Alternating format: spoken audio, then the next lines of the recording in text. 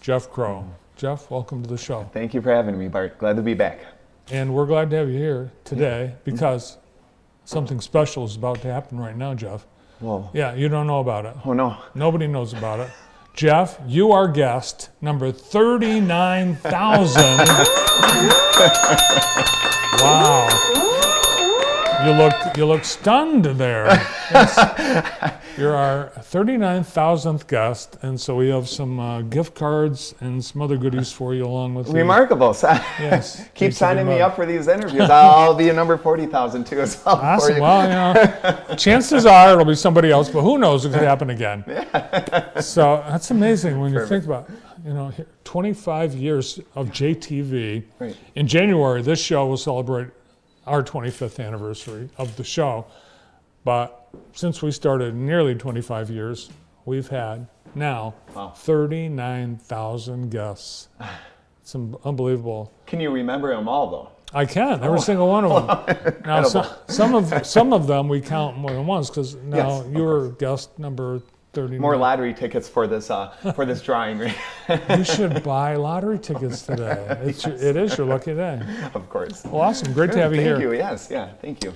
So guest number 39,000. I'm curious, are we still doing road work this late in the season? We are. It's November. We are in the twilight of quite a lot of our projects.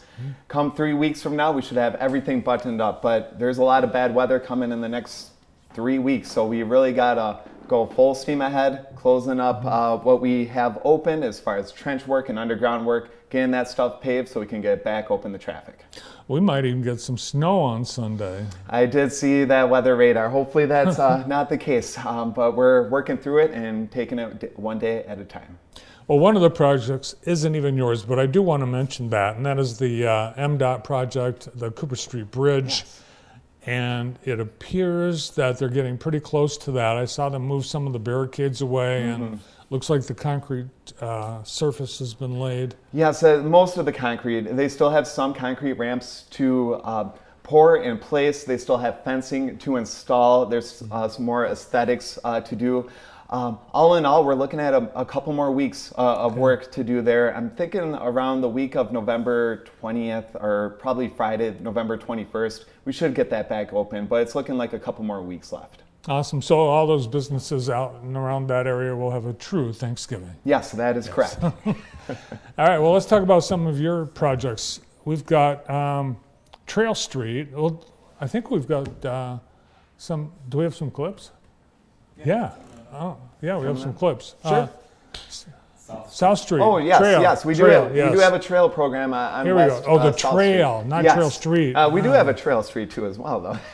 But no, we have crews working right now on West South Street between First Street and Trail Street. And the purpose of this is what we're doing is we are constructing a new 10-foot wide concrete pathway. And what this will do is this will connect the Elmdale Trail on Jackson Street to the MLK Equality Trail connector on First Street. It's going to loop everything together. It's going to be a big improvement just to interconnect all of our pedestrian walkways. So this is going to be a great connector for that scope. Now, these projects, they move pretty fast. We already removed the trees. We removed the brush from within the proposed alignment.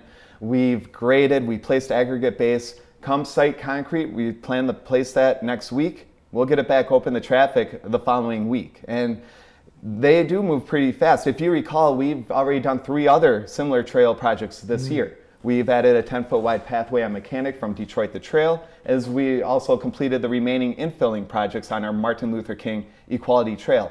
That whole 3-mile stretch now from Weatherwax Drive all the way to Merriman Street is a 10 to 12-foot wide concrete pathway. It's excellent. It's today's standards for decades to come for a much more serviceable, complete street mentality for our city.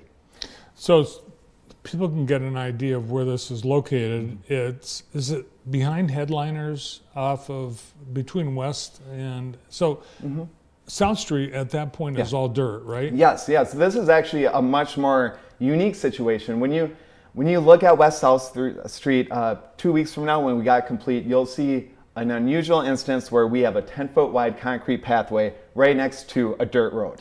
You really don't see those nowadays, but that's a really good example of how state and federal funds are allocated, where if you don't use the money, you lose the money. So we really got to make sure every dollar is spent appropriately, not for just our users and commuters, but for our pedestrian traffic too as well. Nice. And I noticed it looks a little bit curvy. Is that, I mean, it's not necessary because you can just go straight parallel to the street. So it is a little curvy, but it's twofold to that too as well. When you start to put concrete next to a dirt road, as well as remove trees, you are really changing the stormwater pattern and stormwater drainage too as well. So we also have to balance a good tune into sheet flow, because once we have stormwater pond on a dirt road and a semi truck hits it, you get a pothole instantaneously, and we got to maintain it. So we do what we can by modifying the grades, adjusting the sheet flow, make it look right, true as well, but also make sure stormwater drainage also holds as well. Got it. Never considered that. We've got a signal replacement project at Lansing and Clinton. Yes. So at Lansing Avenue and the intersection of Hill Street and Clinton Road, this intersection, I'm sure you know, Bart, this has been out for about a month. It's been closed as we work to improve the safety features of this intersection. The contractor mobilized a few weeks ago. It is near complete, but what they've done is they installed new taller strain poles to hook up the signals using wires, improve the visibility of the overall intersection. We also made a new pedestrian island within the center there, is what you can see there to your right on the screen. We've added new striping to this to make it more apparent of where to go.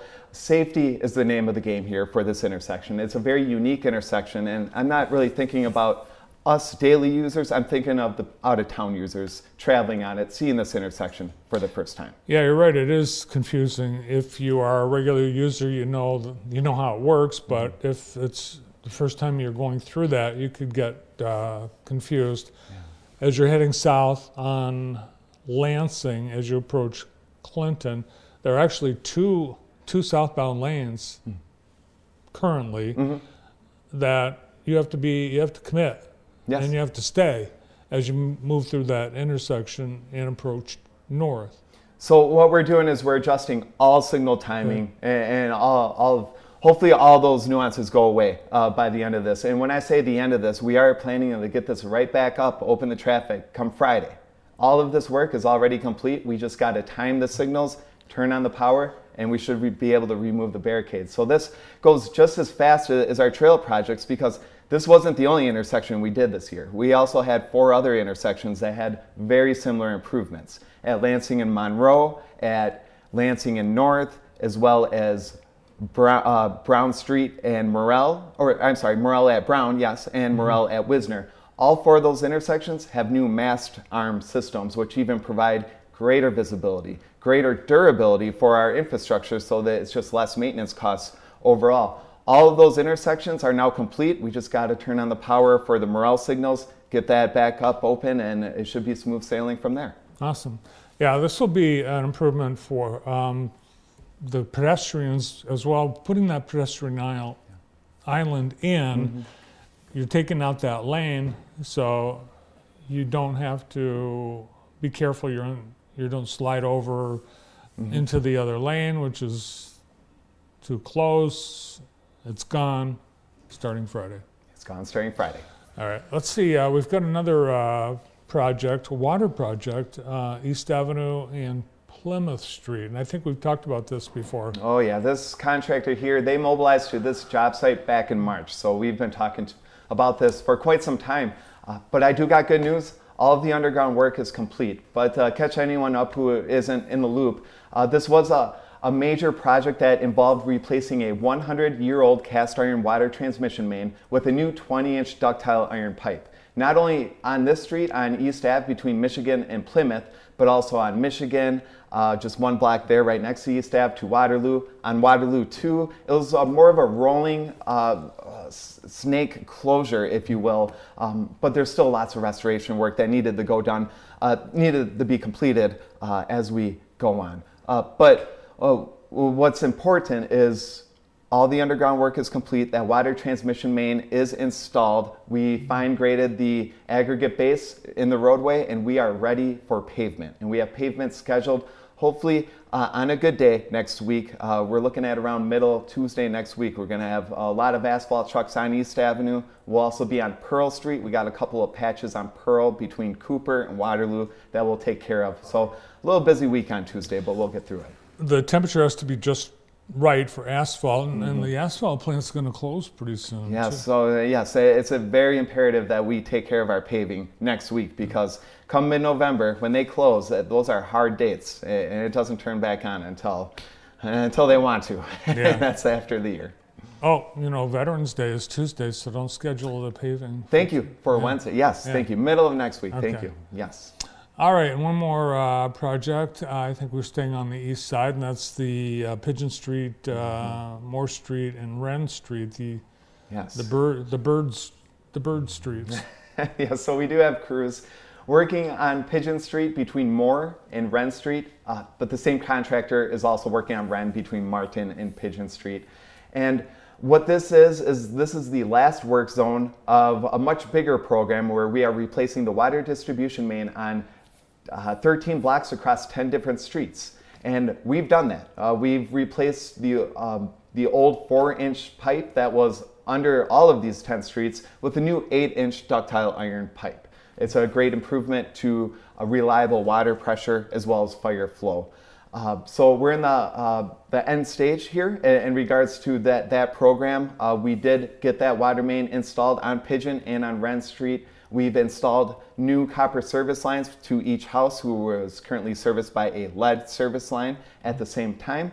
And so now pavement's next, and that's gonna happen around the same time as when we pave all of our other projects next week too as well. Awesome.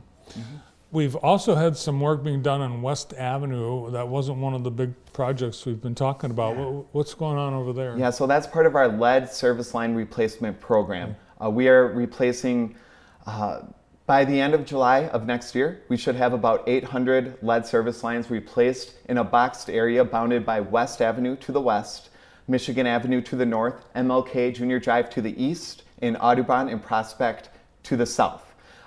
There's way more than 800 lead service lines in that area. We're going to be in full swing next year too as well, but we do got some target quantities to do as well. But West Ave was on that list. And so what we did is we replaced about 40 lead service lines from Carlton Boulevard down south to Gettysburg on West Ave. We had some temporary pavement in place, but now today we are replacing asphalt to get permanent asphalt in place so we can open up that road, back up the traffic.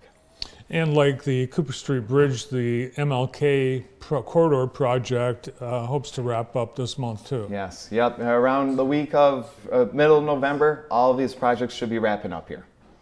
And this, I think, the MLK project, that stretch, that phase will be 100% complete. It's not just done for the season; it's complete. You can drive on MLK from High Street to Morrell Street right now.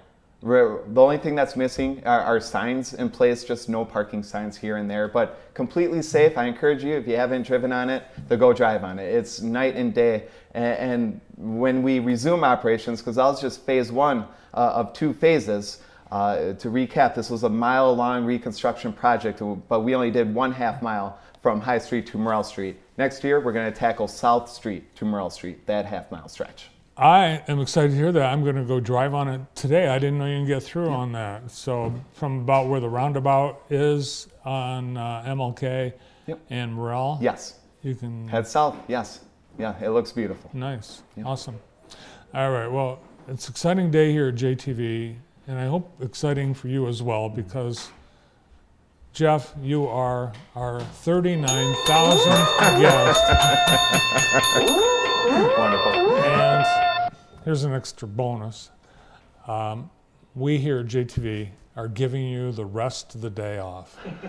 Yes, you can go. I'll tell my boss. Yeah. I'll tell the pavement crews out there too as well. All right. We'll sign a note if you need something. Yeah. All right. Well, congratulations. Perfect. And thanks for coming in. Thank you. Appreciate it. Assistant City Engineer, City of Jackson, and 39,000th guest, Jeff Crow.